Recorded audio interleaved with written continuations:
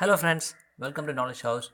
Right now we'll be looking into today's The Hindu newspaper that is of date 23rd of August 2018. So as usual, we'll be looking only into certain articles that are important from a UPSC and various other competitive exams perspective. I welcome you all to this video. Let's start. The first article is regarding accept the 700 crore UAE offer or compensate us, says Kerala. So the Kerala government has asked the centre to go by the 2016 disaster management plan, that is National Disaster Management Plan, while taking a call on the UAE government's offer of 700 crore assistance or compensate the state for the loss of such a hefty sum. Moreover, the National Disaster Management Plan, that is National Disaster Management Plan, brought out by the central government in May 2016, does clearly state that any voluntary offer of assistance from other countries can be accepted, Chief Minister Pinarayi Vijayan said on a news conference on Wednesday.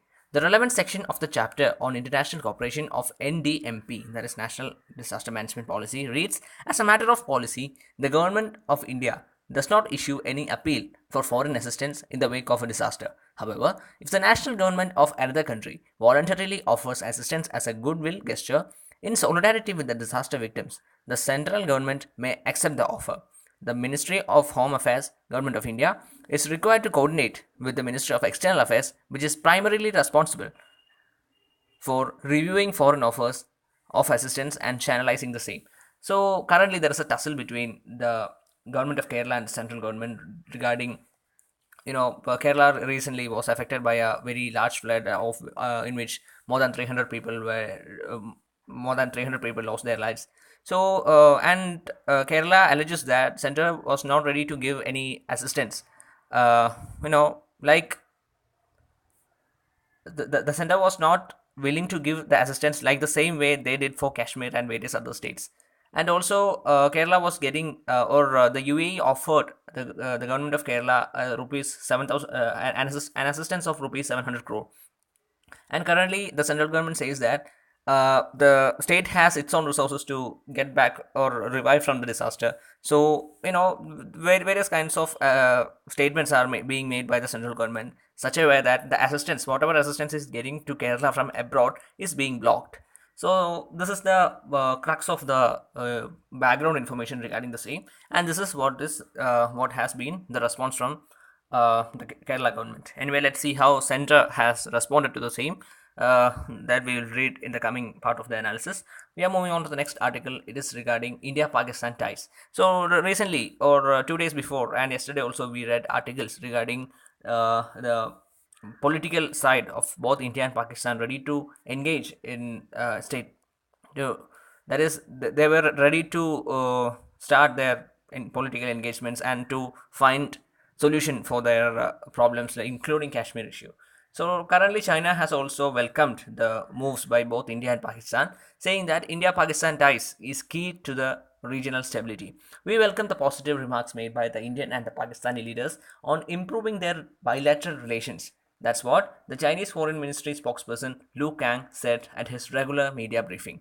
Both India and Pakistan are important countries in South Asia. The improvement and development of their relations are quite important to the regional peace and the stability and prosperity. That's what he has said. Anyway, as I told 2 days also, 2 days before and yesterday also, that there was an allegation, or there was a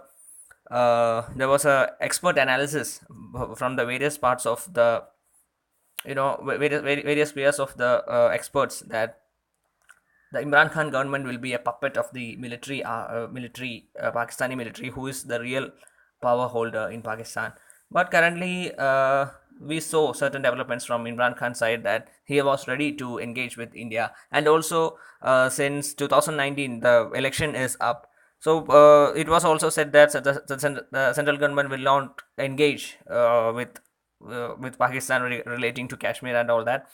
So currently, anyway, China has also got involved in this. So uh, there should be an element of suspicion, because if it is China's plan, then something really unforeseen may come up in the talks that are likely to happen.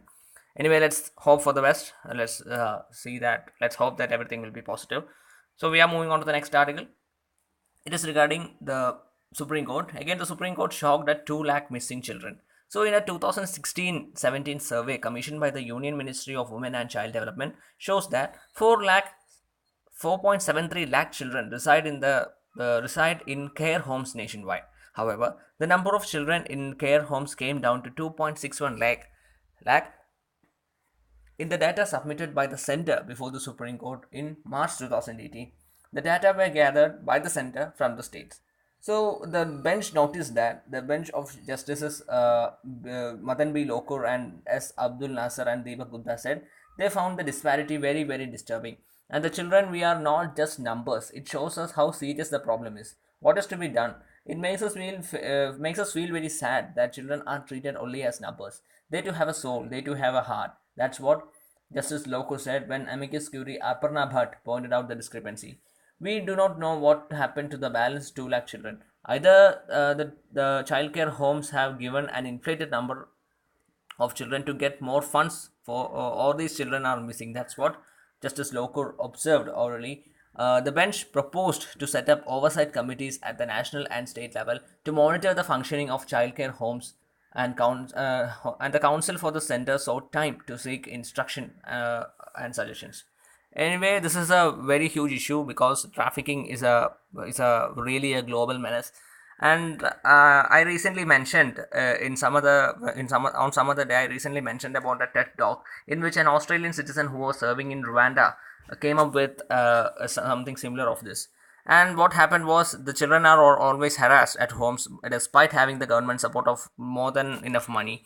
So what she suggested was that whatever the international agencies are giving for children care, especially to other countries, so this should be direct in nature.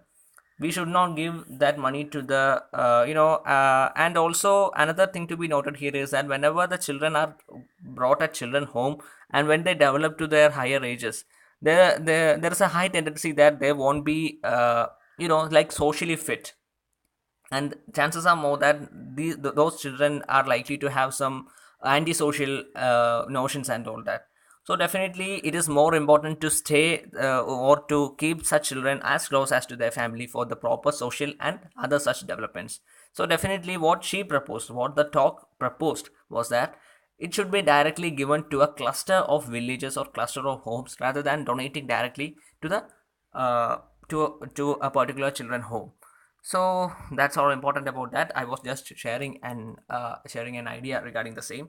So government will meet the Kerala's need through domestic efforts. That's what the next article says, and that's a statement that was issued by the Ministry of External Affairs. NRIs, PIOs, and foundations can donate to the PM and CM relief funds. That's what the brief of the article is all about. So India has said a polite no to the offers of foreign assistance to Kerala flood victims. The Ministry of External Affairs in a statement said India will rely on domestic resources for the state's ongoing flood relief. The spokesperson, however, indicated that certain foreign entities other than the governments were welcome to contribute to the disaster relief and said contributions to the Prime Minister's Relief Fund and the Chief Minister's Relief Fund from NRIs, PIOs, and international entities such as Foundation would, however, be welcome. Informally informed with the regret that the government of India is not accepting overseas donations for the Kerala flood relief, our hearts are with you, the people of Bharat. Thailand's ambassador to India said in a message posted in the social media.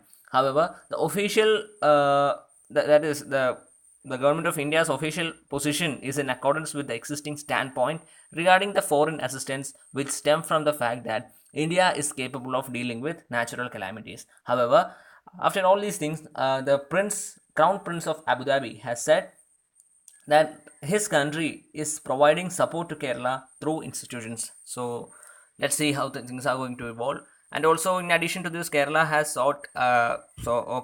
requested the GST Council, which is likely to meet in the coming weeks, that they should be allowed to charge a 10% additional cess on in surplus to the GST.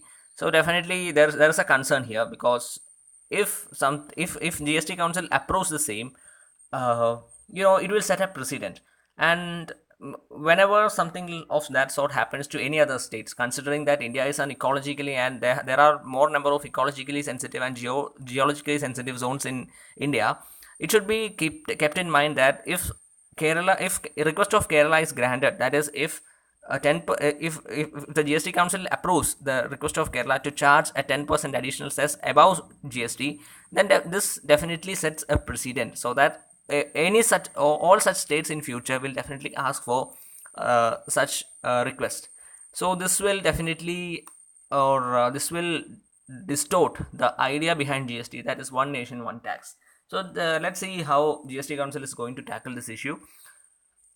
We are moving on to the next one. It is curbing open urination is the next step. Accessible clean toilets will lead to the behavior change. That's what Swachh Bharat official has said. Under the new norms, cities and towns wanting to be declared ODF plus, that is often open defecation free plus, must also be free of public urination and not just open defecation. This is the first time that the Swachh Bharat mission is officially including the elimination of open urination in its agenda. Cities are different from rural areas. SBMU, that is Swachh Bharat Mission Urban Director Vinod Kumar Jindal told The Hindu.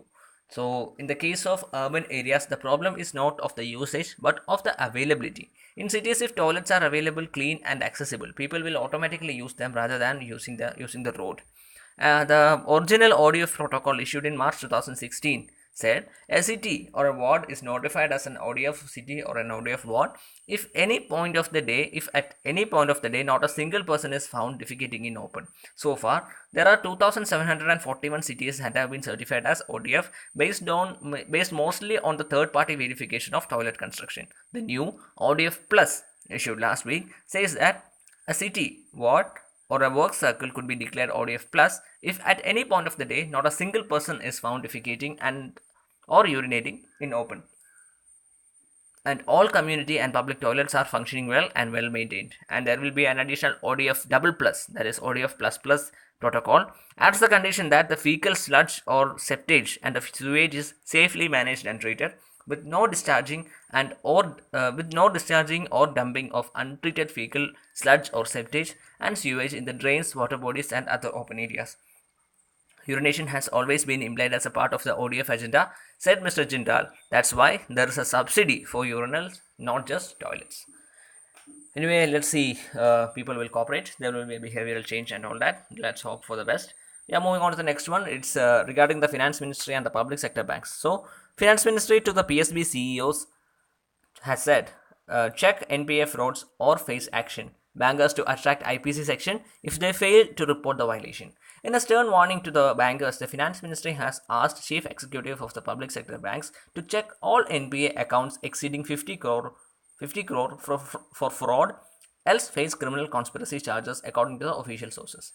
So regarding the criminal proceedings, if the investigation agencies find diversion of funds in those defaulting accounts, bankers may be liable to face criminal proceedings, the sources said, adding that this advisory is like an extra precaution to keep bankers from getting into legal tangles. So there were some inputs, and the lenders have been asked to provide transaction details of the last 5 years. If required, banks will also undertake forensic audit, he said. Earlier this month, the SFIO, that is Serious Fraud Investigation Office, arrested a senior bank official for alleged diversion of 2,000 crore raised through loans from the state-owned banks. So SFIO is also looking into the books of companies which are currently undergoing debt resolution, he said, adding that this had been done on the basis of specific inputs provided by the Ministry of Corporate Affairs. During the resolution process, the extensive audit of bankrupt companies has thrown up financial irregularities in several cases. In June 2017, the RBI has identified 12 stressed accounts, each having more than 5,000 crore of outstanding loans and accounting for 25% of the NPAs of banks for immediate referral under the IBC, that is Insolvency and Bankruptcy Code. In August 2018, RBI had sent a list of 28 firms to the lenders for resolution by December 2017. These accounts also have some firms from the second list, and those were later bank file cases in the NCLT, that is National Company Law Tribunal. Banks have to undertake a 2-year transaction audit when they start the resolution process through IBC. In case there are any issues for the specific information, banks also conduct a forensic audit. So in August 2017, SFIO was given the powers to arrest people for the company law violation. SFIO is a multidisciplinary organization having expert for prosecution of the white collar crimes and frauds under company law. Anyway, before closing down this article, or once you finish the analysis, please have a look at SFIO and its mandate. And to be noted, it works under Ministry of Corporate Affairs. And also, please have a look at the IBC and various some of its various provisions, and also the implementing agency of the IBC. That is, it's another institution called IBBI. So please have a look at its mandates and all that. That's all important about this article. And also have a look at NCLT and its mandate. uh, that's all important about this article. We are moving on to the next, or oh, no, we have finished analyzing today's the Hindu newspaper. So thank you very much for watching this video. If you like the video, please hit the like button. Do share it with your friends, and you can follow us on Telegram, and you can also visit our blog, that is www.knowledgehouse.co. And please do subscribe our channel so that you won't miss any updates from us. We'll be coming up with more interesting and compelling videos regarding various kinds of burning issues regarding international and national importance, or of international and national importance. So thank you very much for watching once again, and you can support us by making as many donations, whatever small donations you can make to this particular Paytm number. And another way you can support us is by sharing this video as much as possible. So thank you very much for watching once again. Thanking you in advance for if you could send some donations to this particular Paytm number. So that's all about today, friends. Have a nice day.